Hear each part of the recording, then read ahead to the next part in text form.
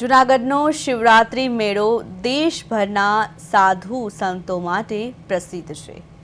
જેમાં નાગા સંન્યાસી અને વિવિધ સંપ્રદાયના સાધુઓ ધૂણા અને ભસ્મ દ્વારા શિવ શક્તિની આરાધના કરે છે. ડમરૂ પિતા સાધુ ડમરૂ વગાડી પોતાના તાંત્રિક મસ્તીમાં હોય છે.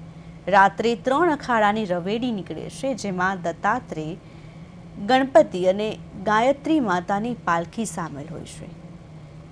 ધાર્મિક માન્યતા અનુસાર શિવની ઉપસ્થિતિ માટે લાખો ભક્તો દર્શન માટે ઉમટે છે. મેળામાં ડમરૂ યાત્રા, મહાઆરતી અને વિવિધ કાર્યક્રમો યોજાય છે.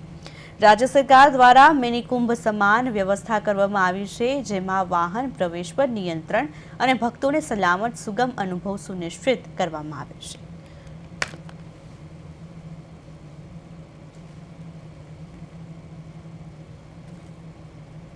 વર્ષની જેમ આ વર્ષે પણ પ્રસિદ્ધ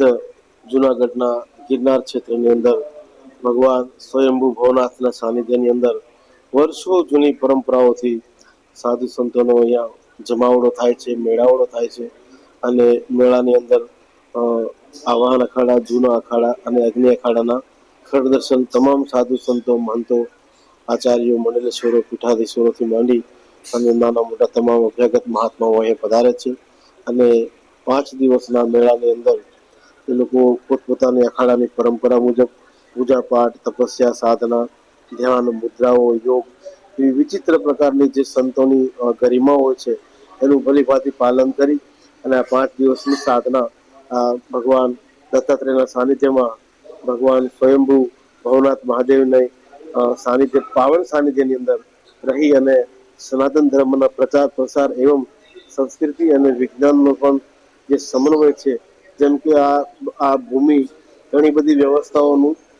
ત્રિવેણી સંગમ હોય છે, જેમ ભોજન, ભજન અને જે ભક્તિનું આ ત્રિવેણી સંગમ છે, એમ આધ્યાત્મનું અને સાથે સાથે સનાતનનું ગૌરવ વધારતી એક પારંપરિક વ્યવસ્થા હોય, જે અમારા સંતોની ભાષામાં એવું કહેવામાં આવે છે કે કુંભ મેળો 12 વર્ષે થાય છે અને આ શિવરાત્રીનો મેળો દર વર્ષે થાય છે. પણ દર 6 વર્ષે રાજ્ય સરકાર દ્વારા એવી વિશિષ્ટ